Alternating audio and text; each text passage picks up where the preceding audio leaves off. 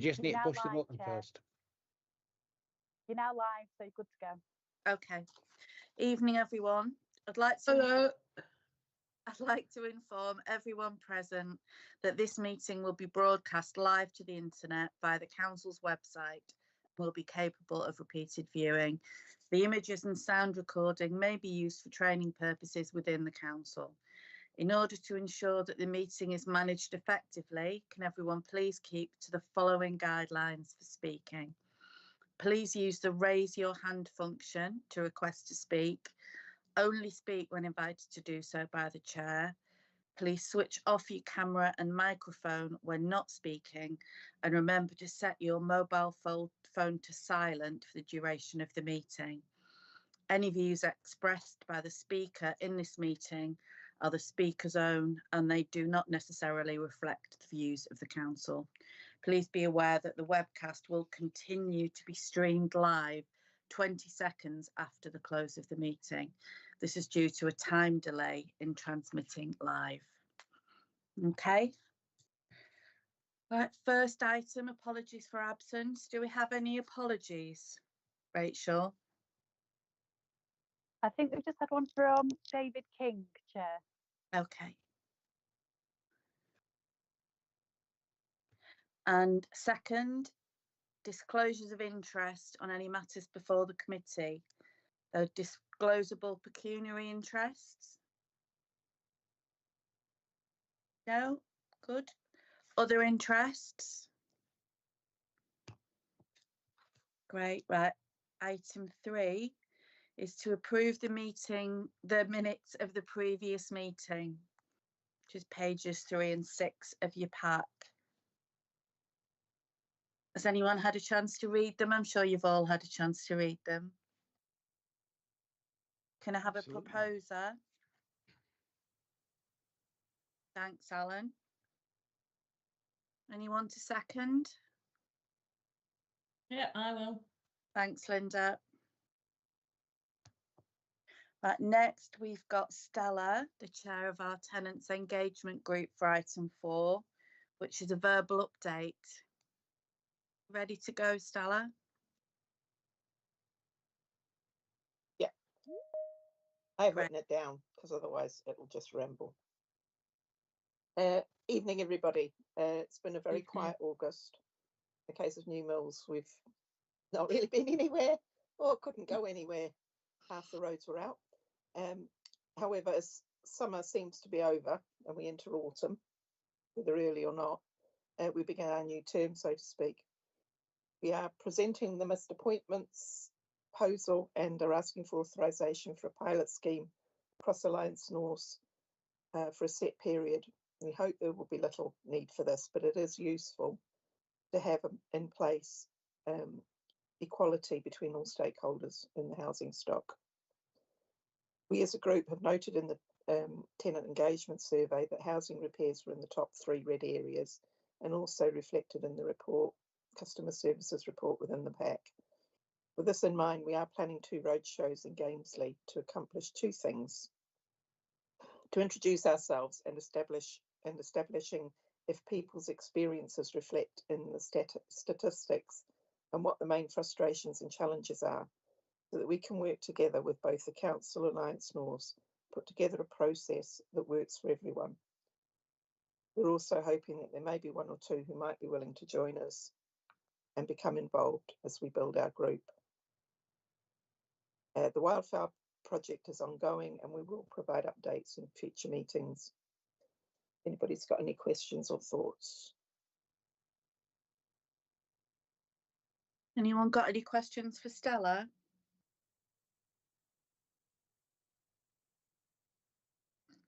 Do you want to go through give a little bit more detail on the missed appointments proposal, Stella?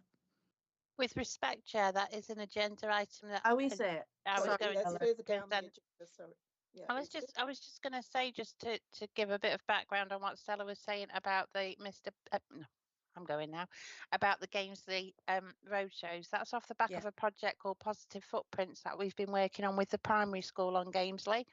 And because that is our largest area, the idea is to start on Gamesley and then address other areas as we go down. I don't want anyone to accuse us of not having equality across the borough. I just wanted to make that point. Thank you.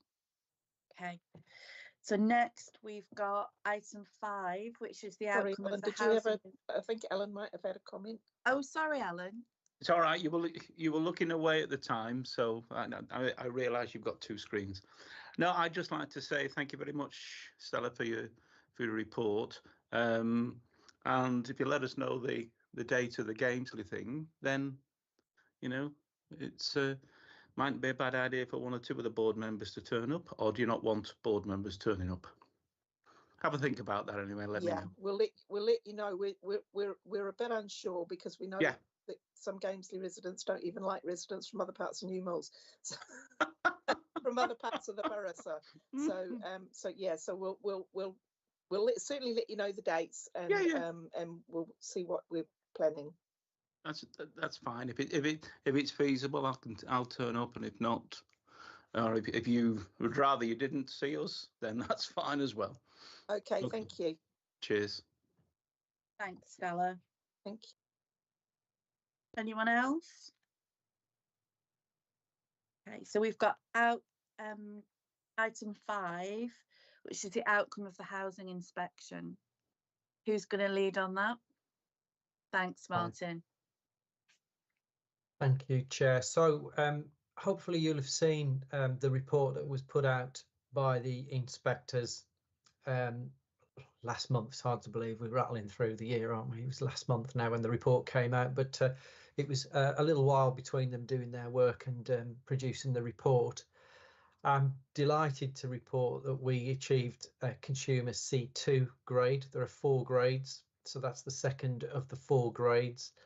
That is testament to all of the work that goes on a daily basis in ensuring that we have safe homes, that our tenants are cared for, catered for, looked after, that the housing repairs, in fact it's complimentary on the housing repairs, that our tenants live in decent homes and have a good service from the council.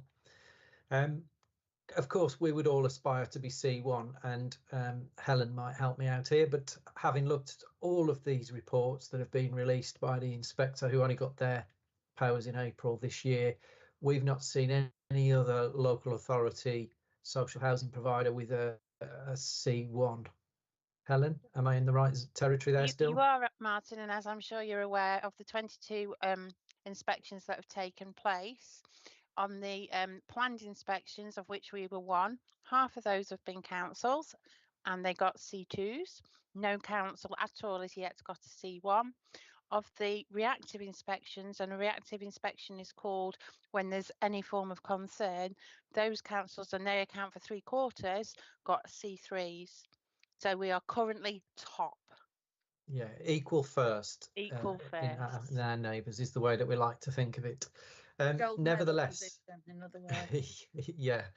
Nevertheless, there are also things in the report and lessons we've got to learn and things we need to do better. I'll just point out a few of those. So one of those is to give more opportunity for our tenants to engage with us, for us to learn from what's happening in the tenants' world, as it were. So we've got Kim, our engagement officer. We've got the tenant engagement group.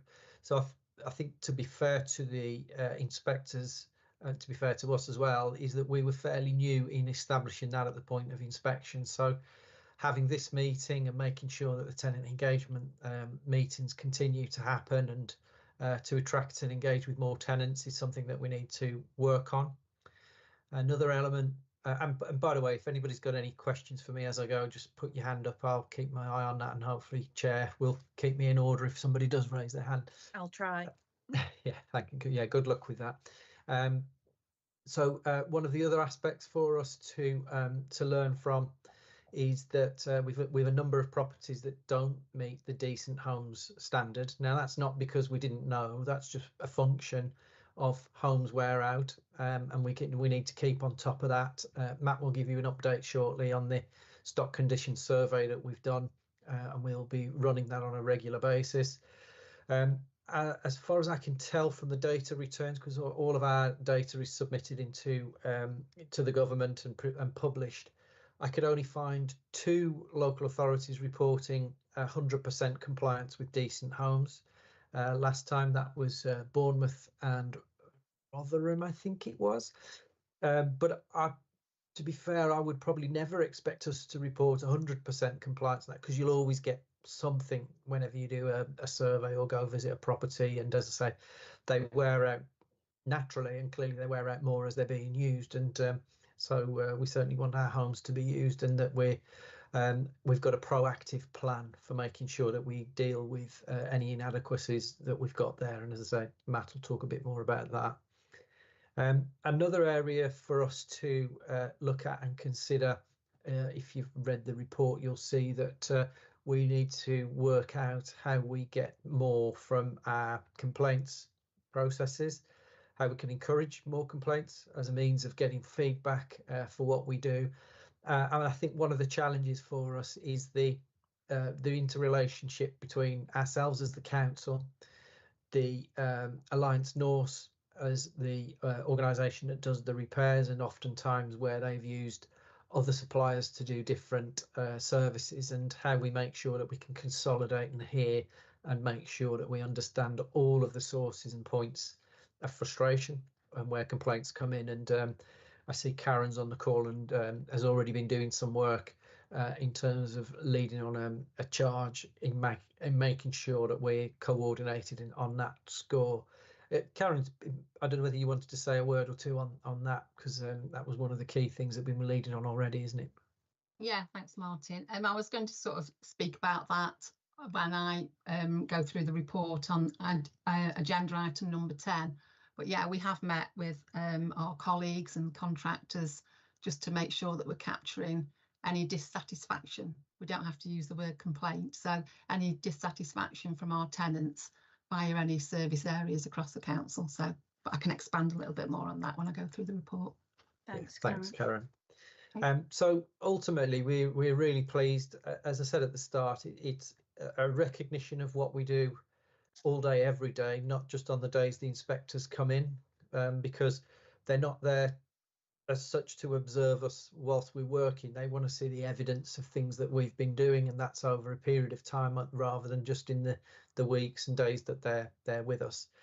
So it's really when they're not around that we want to be sure that we're really pressing forward and making sure that we offer the service that we should do, improving it where we can do. So yeah, we're really pleased with a C2. So happy to take any questions on that.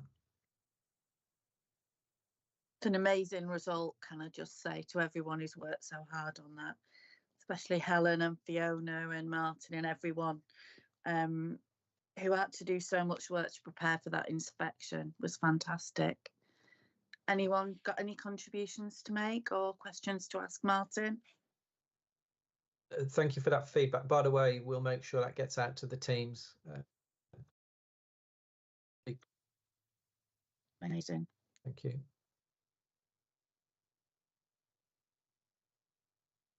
Now, everybody's as pleased as we are, Joe. So I think everyone wants their tea. Yeah. Right, item 6 then, we can move on to the outcome of the stock condition survey.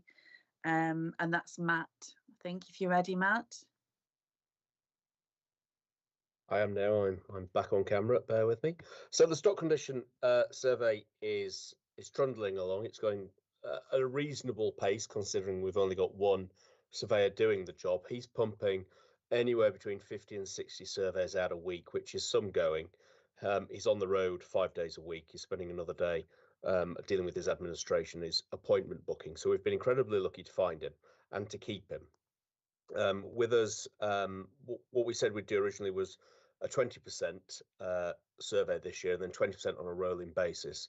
What we've done, as you're probably aware, this year is we've extended that now to 40% to try and give us better data straight away, a bigger sample, with a view that we will then roll it into 20% every year going forward. And I have said to him already that we'd be looking for him probably to come back in May or June next year to actually start that next 20%. And I think it's important we try and get him booked for that, because these stock condition surveyors are like hen's teeth. So we had a real battle to find them. We found two. One of them fell by the wayside immediately. This chap, Adam, his name is doing a fantastic job. So hopefully we can get him booked in and really get that going. So what that does is that doesn't give us all the answers. What it does is it gives us a very good strong flavour of what is happening in the stock. And so what I can tell you, as of today, or really as of yesterday when we had the last upload, he's currently completed, I think, 741 surveys. So he's picking up the internals, the externals, so the main items, kitchens, bathrooms, heating, windows, roofs, those kind of things. He's also flagging up anything that that he considers to be in need of urgent repair, maybe dangerous. So there's been a few occasions where he's spotted something and said, you need to get onto this straight away. So that's been processed at my end and my team here. That's going through to Alliance North straight away, and we're getting on top of that. So actually, he's finding things that, although they are costing us money, it's better that he's finding them, that we're fixing them, because these are things are often that have not been reported previously. So that's a really good thing. Hopefully it doesn't break the bank, but so you're aware. He's also been incredibly useful where we've had some disputes with some of the tenants, where they're asking for things, where Alliance North is saying, oh, we don't think that's right, and we're not in a position, the tenant, let's say, said demanding, I need new windows, and Alliance North saying, well, we don't think you need them. Actually, we've sent Adam in on a couple of occasions to go and give us that third party opinion, and he's come back as the expert and said, no, this is where we're at, which has been really helpful, I think, for both sides. So what I can tell you so far, and the cost profile that this sample, and it is only a sample at this stage, and this data will get better and it will change over time. But what it is telling us over the next 30 years is that we need about 370 million, which is the equivalent of around £80,000 per property. So that's quite a significant chunk. It's certainly more in terms of probably capital spend than what we're spending currently. So we need to be quite aware of that. We really need to get into some more detail of this to really work out where that's going to be. What I can tell you, though, is what it appears to be is that electrics are one of our big costs. We're looking at about pushing 16 million on that over the next 5 years, 27 million over the next 10 years, and nearly 90 million over the next 30 years, which is about 25% of the total planned maintenance. So this isn't perfect. It's an art. It's not a science. It's going to get better as we build that knowledge and that data, and we learn to extrapolate that data much better. And we've got another expert from Norse Consulting just helping us with making sure we're extracting that data in the right way, that actually our unit costs are in there that are accurate and are up to date. So kitchen, windows going at the right figure. They'll never be accurate per property, but as a general trend, and that's really what's kind of feeding us those headline numbers, which are going to be really important to us working out where we're going over the next 30 years, what borrowing we may need, etc., etc. So I hope that's useful. Happy to take any questions, Martin. Thank you. And I'm sure everybody would appreciate I was sat down when I knew that number was coming. Yeah, if Matt said it quickly enough, so it might not have sounded too big, but to find financing and funding of some more than £1/3 billion over the period for our housing stock is no mean feat. So those are raw numbers, as Matt said. There's still a lot of refinement to be done on that. We've got a good guide as to the sorts of themes and the work that needs doing, but what we will be doing over the next few months is working out exactly how we fund and finance our way to deliver on all of the promises and commitments that we must do. So we're bringing all of that work together. The stock condition surveys are clearly a really important part of that. And I agree with Matt that really essential to double the number that we get in the survey from 20% to 40%, and then continuing to plough through on a 20% basis each year thereafter will mean that we're on top of what our stock condition is, and then enable ourselves to really put the capital plans together to deliver on what's necessary. But nevertheless, that is an eye-watering sum, and certainly needs some looking at. Alan, do you want to come in? Hopefully Alan sat down as well. Thanks, Yes, Matt, for that, by the way. I was sat down as well, but yeah, I was just reacting to say Martin's comment really, just to say that obviously it gives us a headache, yes, but you know that we need to look at, and it shows us that the size of the issue, and I'll be working with Martin and Matt to make sure that we find the money. Thank you. Anyone else like to come in? Thanks, Alan.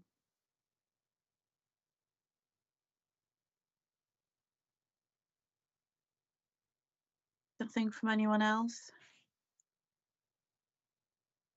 Okay, moving on to item 7, which is Awab's Law. Is that you, Helen?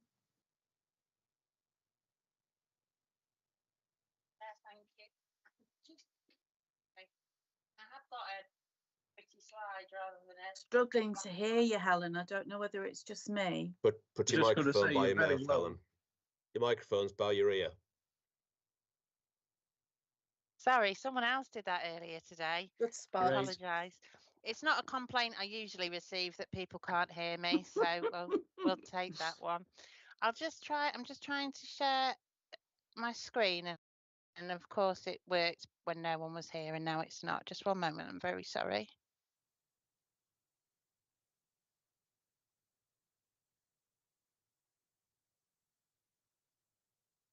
Can everyone see that? Yep. Brilliant. It's only one slide, it's not a full presentation, but as I was doing the report, I realised I was just writing a report about the training that we were delivering for colleagues later this week. So Awab there, bless him, was a little boy of 2, and he lived with his parents in a social housing flat, and they complained repeatedly about mould in the property, and they were told that it was down to lifestyle. And tragically, Awab lost his life, and it was found that a significant, well, the factor was the exposure to damp and mould that he suffered in his home. So within the Social Housing Regulation Act, there is provision for what's known as Awab's Law.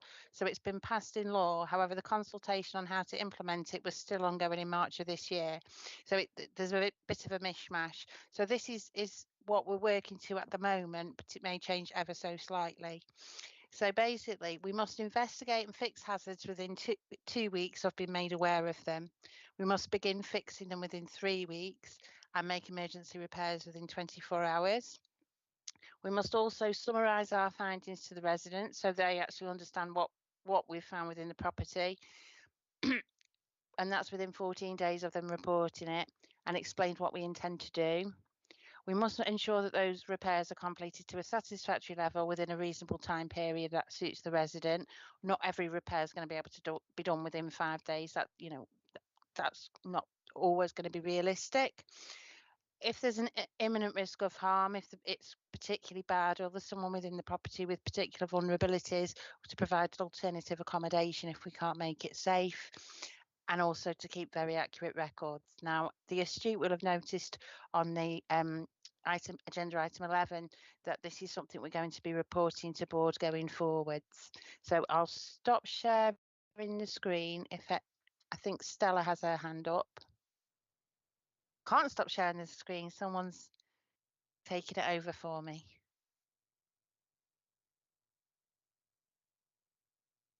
Thank you. It was just a comment. Is this something we're working to right now? We're still awaiting the outcome of the consultations, because obviously there are some jobs that aren't being done, but it is something that NORS are reporting in line with, so that we can identify where there's problems and we can address them. I believe that Alliance NORS have appointed a specialist damp surveyor who, if he hasn't started, will be doing very, very shortly. Yeah, I just was curious. I have got damp in my house and I reported it. There's nothing been done. So I was just curious, that was all. I'll take that offline for you, Stella. Thank you.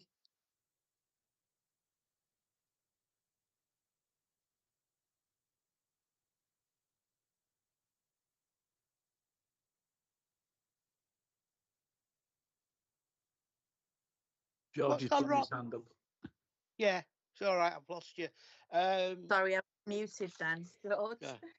Yeah.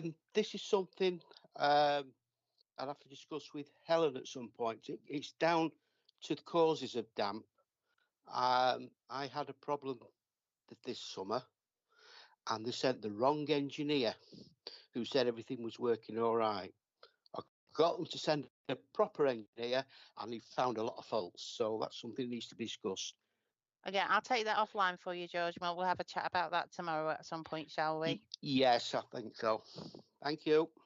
Thanks, Helen. Martin? Yeah, thank you. Helen dived in with one of the points I was going to make anyway, and that is, it's true to say that we've agreed with Alliance North to go and recruit damp and mould specialists, so that we'll have someone in the team who is trained and specialises in that. The other thing I was about to raise, though, is that the inspectors looked specifically at our processes around damp and mould, how it's reported, how it's dealt with, that we don't default to it's a lifestyle matter, and certainly, as far as I can tell, what they found they were satisfied with, but nevertheless we still learn lessons on that. There's a hell of a lot goes into ensuring that we have homes free of damp and mould, and that's both us and our tenants. There's some education a part of it, but also having the right skills in the team is really important, and so that will be coming soon enough. Okay, thanks, Martin. Matthew? If I could just offer a slight health warning with regards to the damp and mould surveyor. I have said to Alliance North, if they find a second one, then I think we ought to be talking about taking on more resource. The fact is that damp and mould surveyors are going to be rarer than actually the stock condition surveyors, and so we are going to have to work really hard, I think, to keep this person who's coming in, and because I think if he goes, everybody's going to want them, and so we have to be very conscious that this is going to be a big issue. We're going to have to react to it quickly, and so it might be very prudent for us to double up on that resource if we can find sufficient work for them, which I think we will. So it was just really a heads up that this is a key role, and one that will be certainly at risk and in demand. Yeah. Could I just ask a quick question about the alternative accommodation, Helen? Is that a decant to another council property, or would that be hotel accommodation or whatever the borough can find at the point that it's needed? With respect, Chair, it would be whatever it needed to be, depending on the individual households. If it was something that, you know, they couldn't stay there another night, then yes, unfortunately, it would likely be B&B. If it was that we happen to have a property we could decant into, or it could be that the works are so extensive that needed that even though they could remain, so like say a new damp-proof course, they may be able to remain for a week or two, but actually not while the work's being done. So each one would be on a, and I'm not a technical expert on how it would be remedied, but it would depend on a case-by-case basis. And we did actually review the decant policy last October to enable us to have that agility should we need it. Okay, great, thank you. Does anyone else have any questions on that?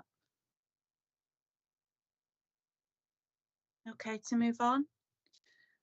Okay, thanks very much for all of that. Next is item 8, and that's the ASB service standards. I think that's me again, Chair. Sorry. Helen. Hopefully everyone's had a chance. It is included within the pack. So this is something that the inspectors picked up, that whilst we have good customer service standards generically, we don't have anything really specific to ASB. So we've held a workshop with the team who deal with this within housing, and this is the sort of things that they've picked up. It isn't exhaustive. It isn't possible to put every single scenario within. So we've just tried to put examples in. So we just would welcome any comments or feedback before we progress any further with it. It is within the improvement plan that we're developing off the back of the regulatory judgments. If anyone's got any comments or queries or questions, I'd be very happy to take them. Anyone have anything to raise? No? Let you off lightly there, Helen. Very. And then Stella. Yeah, just Helen, it's nothing that we need to bring up now, but we'll put it on the agenda for our next tenant meeting if that's okay, and then maybe because we did have a couple of tenants that expressed things, and it might be useful to have a look and see if we've already captured them. Well, I Right. was going to bring it. That was the idea of getting Yeah. additional info, and then it will come to the next meeting. Thank you. Okay, so I think the next one is missed appointment initiative, which is pages 13 to 16 of your pack, and it's item number 9. Is that you Me again, again. Helen? I do get a break in a minute. So the idea is that within the tenancy agreement, there is provision that if a tenant no accesses, doesn't allow us in when they've reported a repair, particularly if it's done as an emergency call out, we can recoup our costs by recharge. And the tenant engagement group pointed out quite rightly that maybe it should be a two-way street. So if an appointment's been made, a tenant's made provision to be at home, not go to work, etc., and nobody attends, then there should be some recompense. Now, we did, as a group, look at different ways different people were doing this, and we've come up with a proposal for a pilot. We suggest launching it through the December newsletter, because that's a communication that goes to everyone. And the idea is that if a morning or afternoon appointment isn't kept and people aren't contacted sort of straight away, because there's always going to be the operatives may be sick or whatever, we need to balance it, then there'll be a £25 payment either in a voucher or a credit to the rent account if the rent account is in arrears. And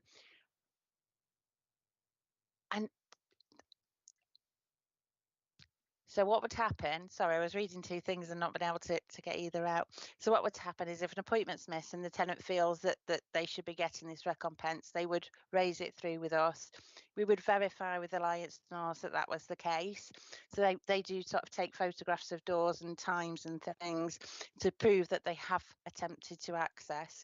And if it turns out that actually, yes, it has been missed, then the payment would be made. And we're going to make it as simple as possible for people to make those applications. There was some debate about whether or not it should be piloted in one geographical area. We decided not to do that. Anecdotally, you know, we don't feel there's going to be huge volumes based on what we know happens day to day. So it was felt more equitable to do it across the whole of the HRA estate. What it will be, though, is that it will only relate to jobs completed by Alliance North in the first instance, because obviously we've got that partnership relationship there before we seek to roll it out to any other contractors. But I think it's a great initiative. I think it's a great report that the group have put together, and it's their first report, their first thing that they're putting forward. So I'm really pleased to be able to present it to you and hopefully pilot it from December. Thank you, Chair. Thanks, Mary. How many other councils, if any, do this already? Do you know? I couldn't give you a definitive number, but there are quite a few examples that we were able to learn from. Thanks, Helen. Got Linda and then Matthew. Yeah, mine's it's just an observation, really, and I think it's a great report and it's a great idea. The only thing that I don't see in there is basically contact, because one of the things I get quite often from residents is, oh, I stayed in all morning and then they turned up at 2 o'clock, which can easily happen if we've got operatives that are delayed on a previous job. So if we could just sort of work a bit on the contact from Alliance North, people would probably be much more relaxed if they turn up a bit later than expected. So just real contact details with our residents would be brilliant. But other than that, yeah, thanks a lot. Great point. Thanks, Linda. Matt, did you want to come in? No, I've changed my mind. Okay. You're entitled. Anyone else? Okay. Thanks very much for that, Stella. Great report, as Linda said. And next we've got number 10, which is the housing customer feedback. We've got Karen to lead on that. Yeah, thank you, Chair. Thanks, Karen. Okay. Thanks. So hopefully you've all had a chance to look at the report. The purpose of the report is to make the board aware of the approach taken to the effective management of complaints. The Housing Ombudsman new complaint handling code became a statutory requirement from the 1st of April this year. It sets out the expectations placed on social landlords of how they deal with and manage complaints within the service areas, and all social landlords have been required to publish a self-assessment on how they meet the code. Excuse me. And if you see Appendix A, you'll see that there are a number of code requirements. Myself and the customer feedback officer have worked through the self-assessment. We comply with the code requirements. We've made a few changes, but the approval of this report will complete points 8.1, and then publication of the report and a response will complete point 8.2. Like I say, there are a number of code requirements, and you'll see that from the documents. I can just go through a few of the key areas just to highlight those for you. So the key areas of the code, the universal definition of a complaint. As I mentioned earlier, the word complaint doesn't have to be used. It could be a dissatisfaction, and we can capture that through various service areas. Providing easy access to the complaints procedure and ensuring residents are aware of it, including their right to access the Housing Ombudsman service. So that's available via the website, via phone, at our receptions face-to-face, or if they come into contact with an officer, via letter, and we also include this within our tenants' newsletter. We've carried out a lot of training and worked with our partners at Alliance North and also contractors that we use for various services with the repairs service. The structure of the complaints procedure, only 2 stages are necessary, which is what we have. So we have a stage 1, then it can go to stage 2 to be reviewed if the tenant's still dissatisfied, and then they have the opportunity to go to the Housing Ombudsman. Ensuring fairness and complaint handling with a resident focus process, and taking action to put things right and appropriate remedies. Creating a positive complaint handling culture through continuous learning and improvement. We have to see that a high volume of complaints is not a negative. It's a way of learning and making improvements. We demonstrate learning in our annual reports, and we will be publishing that from now on, and we will have an annual self-assessment against the code. Previously, we've got quite a low volume of complaints within the housing service, taking into account the number of repairs that we carry out each year and the housing calls that we receive. So it's encouraging anybody that comes into contact with our tenants that we are giving them the opportunity to raise a complaint should they need to. We also have the feedback performance data within the report there, and that's reported quarterly to our corporate select. So it's really asking if you have any questions with regards to the self-assessment that we've carried out. Anyone got anything to raise? Thanks very much, Karen. Sorry. Okay. Thank you. Anyone got any questions? No? Thank you. Okay, thanks. Right, last item on the agenda is 11, and that's performance information. Who's leading on that? Is that Martin? That'll be me, Joe. Sorry, Oh. Chair. Sorry, I'm just trying to multitask and pull up the slide deck. Just one sec.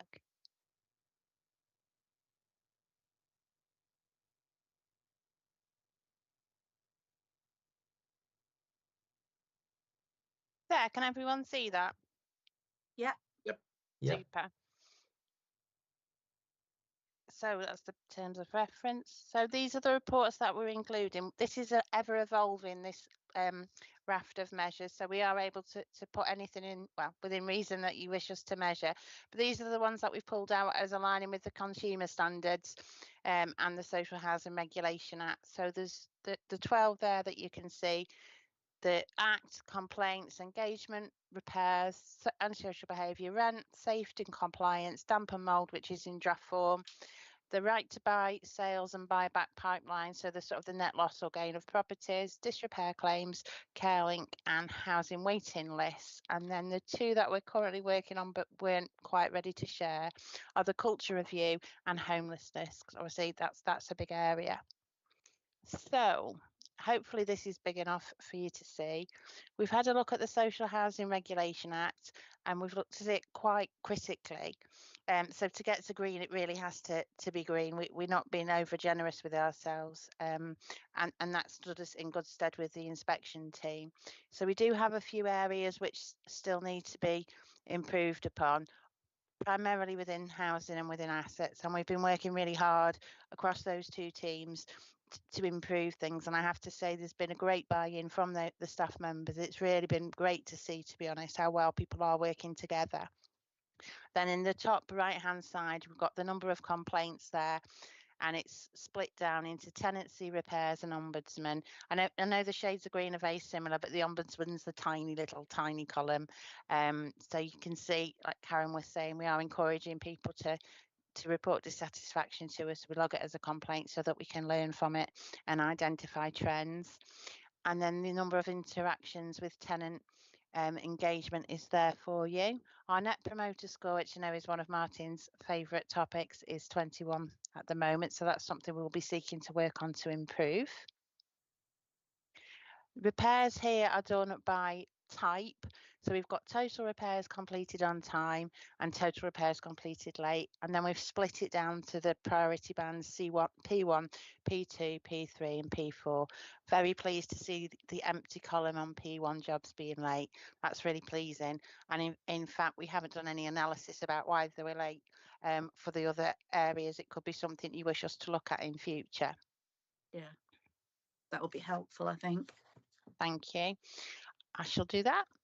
And then we move on to antisocial behaviour. This is something that we've started quite recently, so we're quite pleased with this. And this is to enable us to identify trends in the forms of nuisance being experienced in different geographical areas, so that we then target campaigns to address those specific issues for that specific community. So, for example, if we look at good one. So noise is significant across the piece, so that's something that we can do generically. But we do often have hotspots of things like untidy gardens. The criminality one there is quite high, and we're working with the police in the second row down. So we're working with the police on that patch to try and resolve those issues. So it is enabling us to put our resources and those of our partners where they need to be. And we're finding it really useful, but this is something that we've started to sort of focus on, again, like the complaints, making sure the reporting is up to date to make sure we're getting them all captured. Just pause for breath if anyone's got any comments.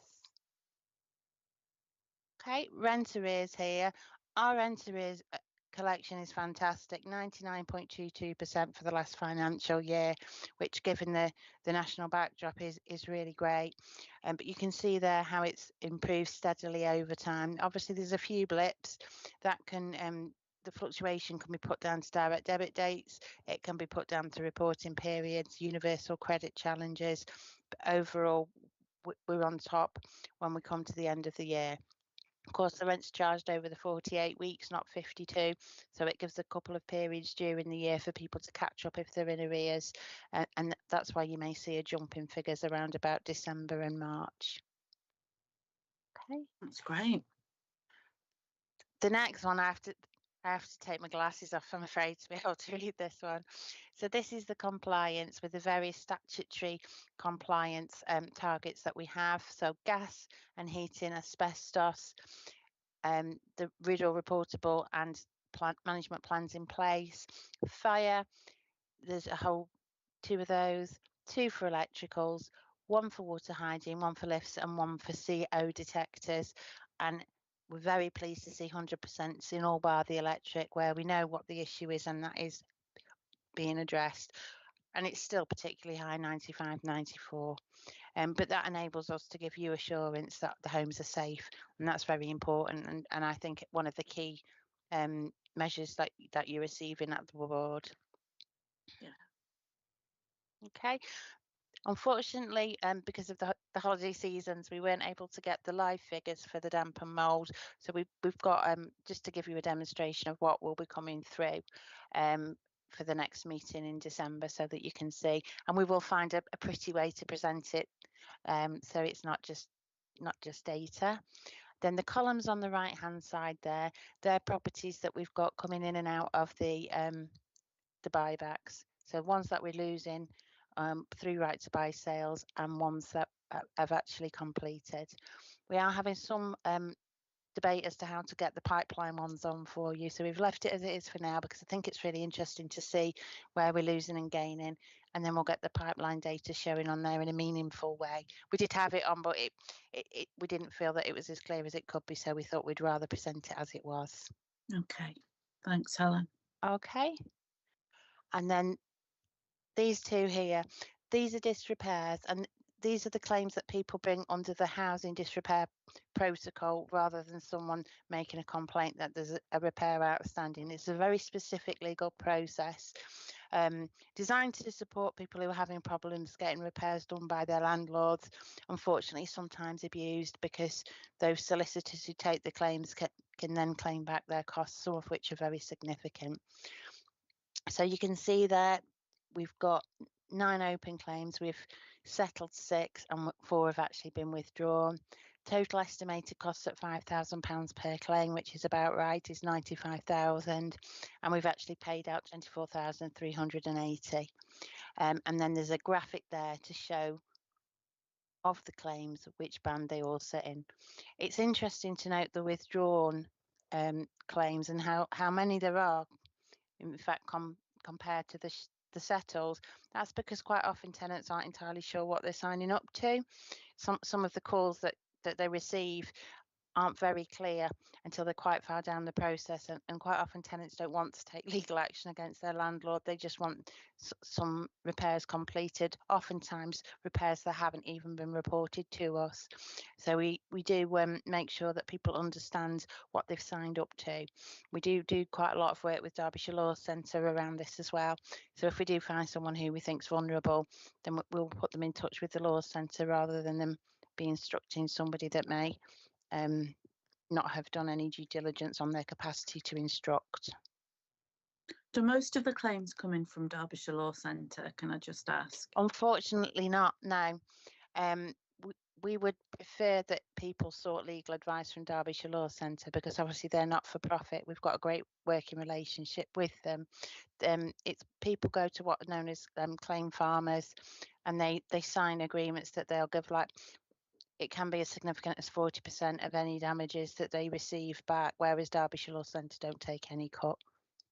Obviously, we don't want anyone to have to go to any solicitor, because we want them to report the repairs direct and be happy with them. But, you know, there will always be people who need support. And sometimes if we don't believe that somebody has capacity and they don't already have an advocate, we may ask them to go to Derbyshire Law Centre so that they have that voice to support them. Yeah, thank you. Then this one here is the CareLink Falls emergency responses. So you can see there, very significant number are responded to within the 45 minutes, and very small numbers that we're not able to get into within that time. That can quite often be things beyond our control, such as adverse weather, because CareLink staff go out when it's snowing, when it's very heavy rain. It can be sometimes an issue with getting into the property if the key hasn't been replaced, for example, in the key box, which very rarely happens, but occasionally can. So I just wanted to highlight that. But we're still running at 97%, 98 there, so it's very significant. And when we say they've gone over, they've maybe gone over by a matter of minutes. Ambulance times are very significant at the moment, and our service is significantly quicker. We've been doing a piece of work called Enhanced Falls Recovery with the NHS, and what that is in lay terms is when an ambulance receives a call for someone who's fallen and it appears to be a non-injurious fall, that's triaged by a specialist NHS team, and if it is that somebody just needs helping up, we will go out instead of sending an ambulance. So not only is that cost effective, because our fee for attendance is less than what it costs the public purse for an ambulance to go, but it saves somebody who would be a reasonably low priority to that crew from spending hours on the floor and potentially actually becoming more of a priority, you know, if they become very unwell because they lay on a cold floor, for example. So we feel that that's a really positive initiative, that sort of meets everyone's needs and benefits the community. That isn't a tenant specific service. It does have to go through quite a lot of triage so that we know that staff aren't being sent to an unsafe situation. That's all been ironed out. So that's anyone who rings 999 for a non-injurious fall potentially can come through if they meet, you know, certain criteria when they've been triaged. Quite proud of that. That's great. Can I just ask a quick question? Those stats, are they just for tenants, or Is No, that's possible? across the whole of the CareLink client base. So we run at an average of 1,800 clients for CareLink. I think approximately 2/3 aren't tenants. Yeah, our household's one of them, so pass on our thanks. They're always great. They do a really good job. They're kind of unsung heroes in lots of ways because they are out there in the cold and the wet and the rain and midnight on Christmas Day. Stella, do you want to come in? Quick one, just for Helen to pass on my thanks. They're absolutely brilliant. I haven't ever had to phone for me. I've had to phone for other people, and they're absolutely fabulous. They respond within minutes. Yeah, they're great. But yeah, so a really, really good service and lovely people. I'll pass that on, Stella. Thank you. I've got the team meeting actually on Thursday night, so I'll be sure to pass that on. Yeah, pass on my thanks as well, and Vince's. Alan, would you like to come in? Yeah, I was just going to reinforce again because unfortunately it's a while ago now, but we had my next door neighbour who was disabled anyway, and unfortunately fell, and the CareLink came out, and he wasn't a CareLink, wasn't a CareLink. He didn't have the electronic side of things, but they came out, and in fact, because of course I was involved in going next door because he rang us, by which time we went round and the CareLink were already there, and they had that air thing that stood him up. But The manga cushion, Councillor thank Barrow. you. But unfortunately, he'd broke his hips, so he ended up in hospital anyway. But that was all sussed by the team, and no, very, very, very pleased, and it's a good and worthwhile service. Thank you, Helen, and the team. Thank you. Just for those who don't know, a manga cushion is an inflatable. So when it's flat, you slide it underneath someone who's fallen, and then as it gently inflates, it gently lifts the person up, and the person lifting, in inverted commas, just sort of puts an arm around to ensure that they remain on the cushion. So it takes out any manual handling risk to the staff member, and it's much safer for the person being lifted as well, because you can actually cause a bit more harm than good if you lift someone who does turn out to be injured. So they're really good. And if anyone wants a demonstration, I'm very happy for you to come and have a go. To come and visit CareLink. They are cracking pieces of kit, really. Got anything else on that? And then I'll move on with your permission, Chair, to the next one. Yeah, it doesn't look like anyone else has got any. Oh no, Linda. Sorry. Yeah, it's just quickly, yes, they do provide an excellent service, and I've been into the centre, Helen, so I do know that, and I very much appreciate what they do for so many people. Just one question, and it's not related to the report, but as more and more people are going over to these digital phones, these the pendants don't work, do they, if you've got that kind of a phone system? Are we looking at that? They do work with Respect. Do they? We have different alarm units. So if someone doesn't have a landline, we have a SIM card unit. So it works in exactly the same way as a mobile phone. But if you come across, there may be the odd one or two that haven't let us know they haven't got a landline or whatever. It very rarely do they slip through. But if you're aware of one, if you can let me know, please, Councillor Groovy, and I'll make sure it's sorted out. But we've been doing that for a good couple of years now, putting the ones in with SIMs if it's not hardwired. Because it's just so much easier for us as well. It saves the person having to have a BT or other phone line. So no. Right. That's really useful information. Thanks, Helen. Cheers. Anyone else? Okay, back to you, Helen. Okay, thank you. So the next one here is housing waiting list. This is something that members asked for updates on regularly, so I thought it made sense to bring it here rather than emailing people. Just to show really how the lists are broken down. So you can see there on the dark green being the A, and then the colours go across alphabetically. We do have quite a lot of people in B+ there, you can see. I got the colours wrong there. No, I haven't. And B or B, band B or band B or band B+ being the orange, those are people who are basically homeless with a duty to accommodate, or people with an urgent need to move. And then we've got the bands C there, are the big green bands, and you can see quite significantly for the 1 bedrooms how many people are in need of 1 bedroom accommodation. That is something that we do seek to address when we're doing new acquisitions and the buybacks. Similarly, there, you know, the 2 beds being the other one that we know is a significant need. And I know Matt and I have been looking at some ways of increasing the housing stock, and that's forefront of our minds, that the 1s and 2s are where we need the most, and it's always nice to see it borne out. So that's something that we've put together just to give an example there for you to see. And the bandies there's quite a lot there still in bandy. Is that information available publicly anywhere? Can rehousing applicants see those statistics? It's not proactively publicised anywhere, but it will be published as part of the minutes of this meeting. Okay. Thank you. Martin? Yeah, so you are the very first and privileged people to ever see this data pack. So I know Helen's put a lot of work into it with the help of Kim and others. So the purpose of bringing it here is you've got a lot of information there, and Helen, to be fair to her, has rattled through a fair bit of it, that we wondered on a sort of rotational basis whether you might spend a bit of time delving into the detail, because there's a hell of a lot behind this as well.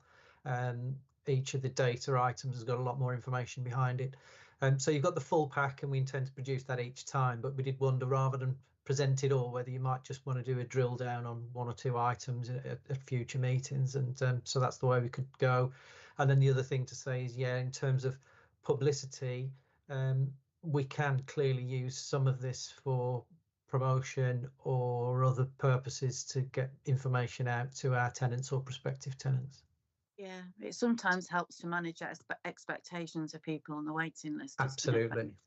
Yeah, I'd personally be really grateful for a bit of a drill down on some of it. Average waiting times and numbers and that kind of thing. Has anyone else got any thoughts on that or wants to come in? I think there's one more slide though. All right. Thank you. It was just really to confirm the next steps that we'll take on the presentation of the information. So it's to produce any outstanding reports of the 2 that I addressed and any others that you wish to add, confirm the frequency that we'll be reporting, which I think Martin's just covered for me, and any additional commentary we want to add to the reports. Just to go back to the housing, and this is a shameless plug, we're doing a training session for members again on the 2nd of October, 6:30 till 8 via Teams, jointly with Staffordshire Moorlands on homelessness and home options. We're looking at support services as well to mix it up a little bit from previous sessions. So I know that Kerry was going to be sending out an invitation shortly to say, please, as many members as possible. You're very, very welcome. We do find it's the highest traffic area for member inquiries, which is why we put the training on regularly, to try and give you those tools and save us all some time by having that training and that low level information available to you. So please, if you can attend, I'd be very grateful. Thank you. Thanks, Helen. We'll disseminate that. That was great. Thank you very much. Anyone got any final thoughts or comments? Fiona. Yeah, I was just going to say thank you to Helen for doing all that, because there's a lot to it and it's obviously taken a lot of work. So thank you very much, and we will look forward to the regular reports. Thank you, Councillor Sloman. I must not take credit, because it is Kim, the Tenant Engagement Officer, who pulls all the information together and does such a good job. Yeah, it's great. Thank you. Anyone else before we close? Oh, we should say, sorry, I can say something. The next meeting dates we've already slated in. They will be, I think it's the first Mondays of the month. So that's Monday, the 2nd of December and Monday, the 3rd of March are the next 2 meetings. Dates for your diaries. Chair, you might not have noticed that George did put his hand up there. Oh, sorry, George. That's I didn't okay. see. It's only a quick one to Helen. Can you let me have as much information as you can on the warden call without a landline? I can't hear you now. Sorry, that's because I'm on mute, George. Yes, of course I can. Yeah, because I'll talk to you. It's irrelevant for the meeting, but I'll talk to you about it another time. Okie dokie. Thank you. Thanks, George. All done, everyone? Yep. All right. That's it then. We'll bring it to a close.